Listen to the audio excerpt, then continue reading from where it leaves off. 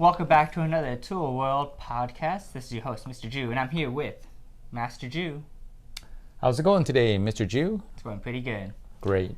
This week we're going to be talking about Po-Eun, movement number 2, the one-legged stance with the upward punch. Yeah, that's an interesting technique. I actually got a text from someone asking about that technique. How was it performed? If you look at the encyclopedia, obviously it says you go from the guarding position to the one-leg stance and you raise the arm up. So the comment was, is it an upward punch or is it a back fist strike? That's an interesting thought about that because of the way the technique is as you go from here up. Obviously the fist rotates. It could be, in a way I was thinking, well, maybe, but we should double check, right?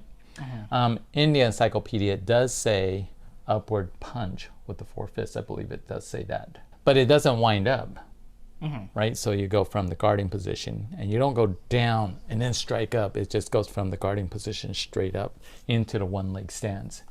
And the application is in showing that it is hitting underneath the chin, unlike the philtrum. Generally, a back fist strike would be attacking the philtrum itself. That's generally where you see that. But the upward punch is underneath the chin itself.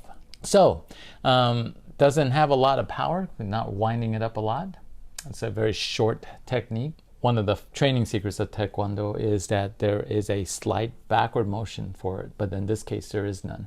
There are some exceptions, and this is one of those exceptions, right? Right. Why don't you talk a little bit about the one-legged stance there, Mr. Ju? The one-legged stance should be with the standing leg straight. So the difficult part about it is to be having all that power going up and then to be able to stop it and then hold in that position. Typically, like the bending ready stances, we always bend that standing leg, but for the one-legged stance, it's going to be straight. We see this again in Kodang as well. There is no sine wave on that particular one.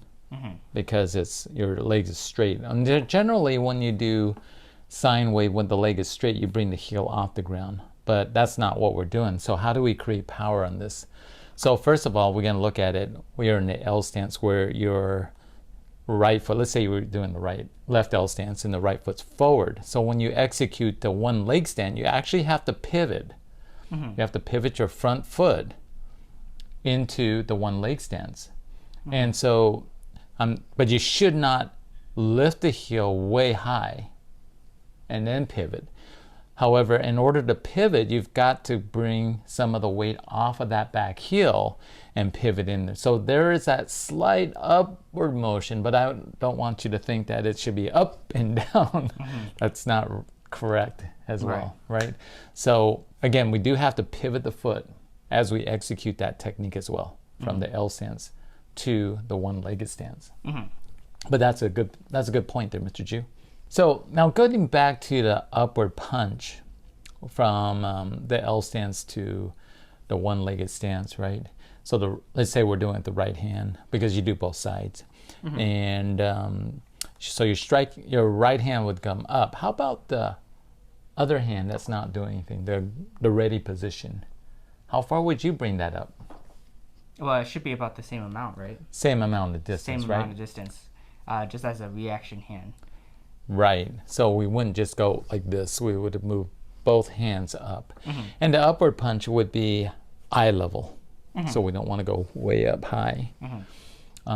And so if we think about the ready position hand, that would go maybe from the solar plex to the shoulder line. Well, let us know your thoughts on the upward punch and the one-legged stance. Leave us a comment on our Facebook page. Don't forget to check out our Tool World Plus program. Thanks for jumping in today. Don't forget to be safe. Keep training. And we'll see you guys next week. Taekwondo.